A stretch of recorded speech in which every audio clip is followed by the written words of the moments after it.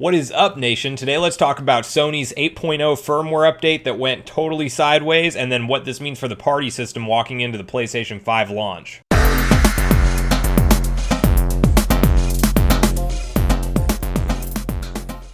Alright everyone, so today we're going to be talking about Sony's new 8.00 firmware that went live last night. It didn't take long for gamers to start complaining because, well, right out of the gate there was problems. There was the lack of a friends list. You couldn't load your friends list and see who was actually online. Players quickly noticed that the party system was completely screwed up from how it was before. You used to be able to quickly make either a public or private party and have your friends join accordingly, and it was very simple and straightforward. Now it appears you have to create certain messaging groups to actually invite people into your party. Now, I do think this is Sony just starting that transitional PS4 to PS5 cross functionality, and I just don't think they thought everything through in this update, because it is something that is obviously affecting users right out of the gate, and they are getting a ton of negative feedback after this update went live. Now, it did have some benefits that came with the update, and we'll talk through all those details as well, but for the most part, this is a very frustrating one for gamers, so I did want to cover it on the channel today, and then I wanted to share with you guys my opinions on what I think this means for the PlayStation 5 moving forward, and then kind of how these two systems will integrate, since we are talking cross-platform party support. So if you're in a party on a PS4, you can actually be in the party on the PS5. So we'll dive through all those details and talk about kind of the next steps and what to expect from the update, and maybe if Sony's going to listen and change any of these things. And then we'll also talk about what we think we're going to see on the PlayStation 5 with this kind of cross-functionality, and what today's update for the PS4 actually means going forward. Before we get into all those details, I did want to quickly invite everybody to join Sunbro Nation. If you haven't done so already, do so by subscribing below. Hit the like button on this video if you do enjoy the content today, and then make sure you turn on your bell notification icon so you're kept up to date with all the newest news as it's released. With that, guys, let's dive into the details. Alright guys, so I want to start off talking about the party system update, since that seems to be the biggest point of controversy. Now, I'm going to read through just a brief article that I found online from pushsquare.com that kind of does a good job outlining essentially what you used to be able to do with the party system and now what we're doing with it walking forward. So what this update has essentially done, as far as we understand it, is introduce so many more steps to forming a party than there needs to be. Before Update 8.0, you could simply start a party by opening up your friends list and popping off invites to your buddies. Now you can only invite users via preformed messaging groups. Now this is fine if you have a dedicated group of people that you play with and that lineup never changes. However, the minute you veer off that path, problems start to arise. Let's say one of your friends has a buddy who wants to join the party for some Call of Duty Warzone matches. You would have to create yet another messaging group purely to send him an invite, when before you could simply list the party as public and they would be able to join themselves. Imagine having to repeat this process over and over again every single time a new player wants to join your squad. Sony has created a hassle where there wasn't one. Worse still is that private parties don't even seem to be a thing anymore. Because of this, the PS4 subreddit has been on fire for the last couple hours, asking Sony to revert the system back to what it once was. It's even tougher to test the feature properly right now anyway, because friends lists aren't loading. Reddit user CoolSage said, "It's like it's regressed from having ease of access, multiple settings, and being fast, to sluggish, unappealing, and more complicated.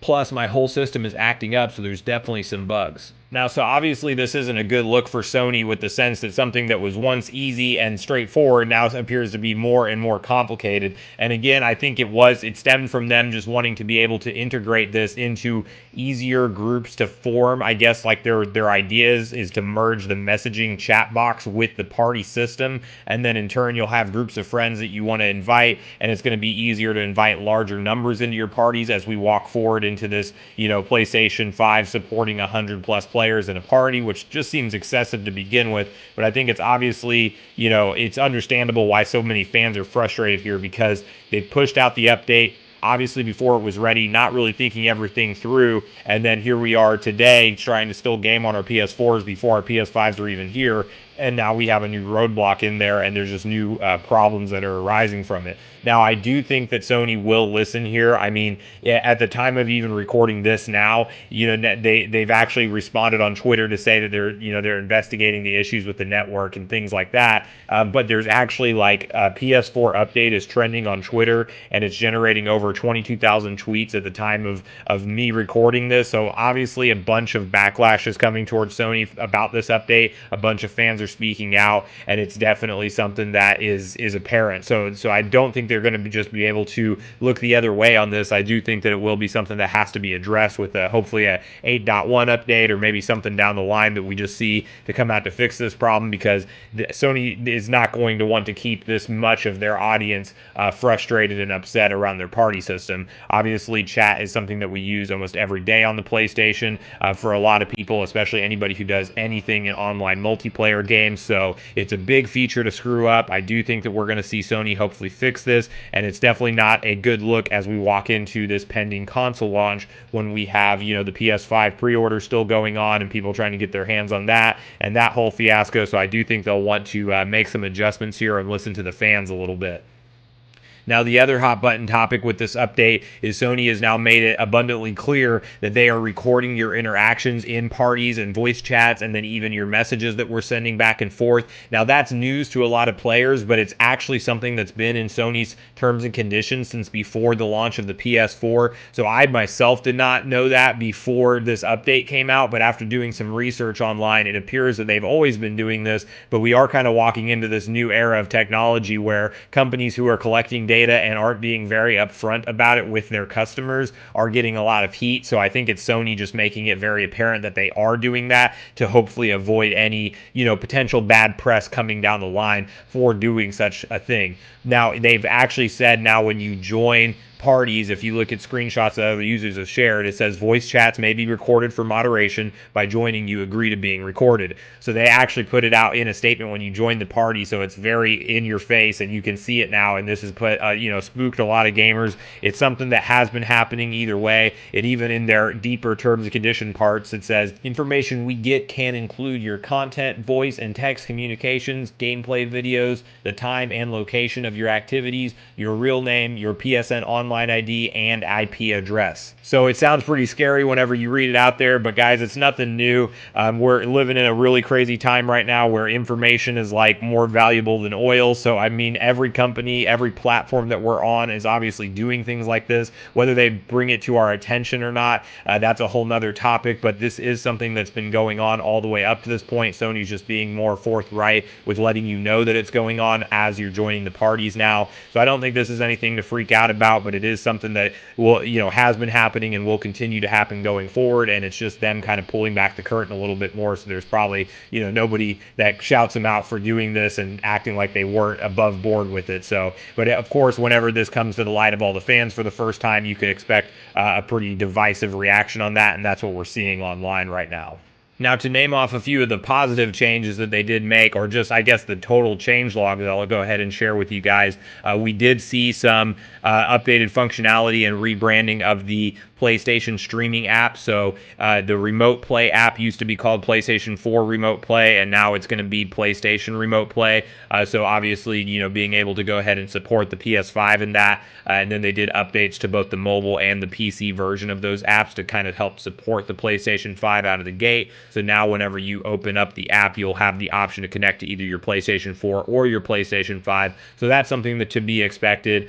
They did enable a two-step verification process as well for PSN sign-ins now, which is nice just for more security. So you can set up either a text message verification or an authenticator app such as Microsoft Authenticator or Google Authenticator. So that definitely helps for a security purpose, and there's nothing really wrong with that. They did some more parental controls, I guess, where kids can actually request the access to be able to chat online and different things like that. So that is new and just a new feature. And then they had mute all mics from the quick menu added as well, which is just something that lets you go ahead and mute everybody's mic that's in your chat.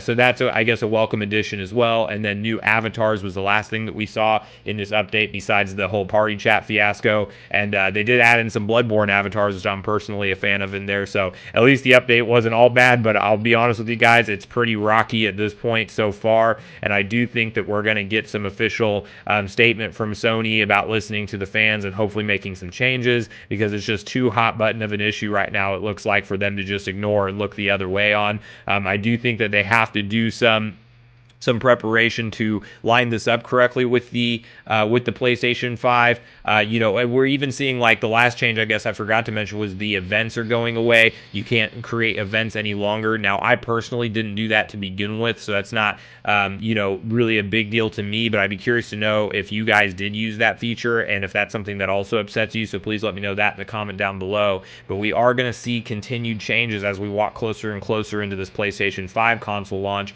as it's right around the corner. I mean, we're going to see kind of them try to support both systems at the same time and integrate the same user base onto one online PlayStation Network experience. And so we're already seeing, like, changes to their PSN store and the online infrastructure of how that's going to work. So they're obviously getting this stuff ready because PS5 is right around the corner, but along the way they've definitely angered some gamers. So please let me know your thoughts and your opinions on if you think Sony's going to fix this stuff for us going forward or not.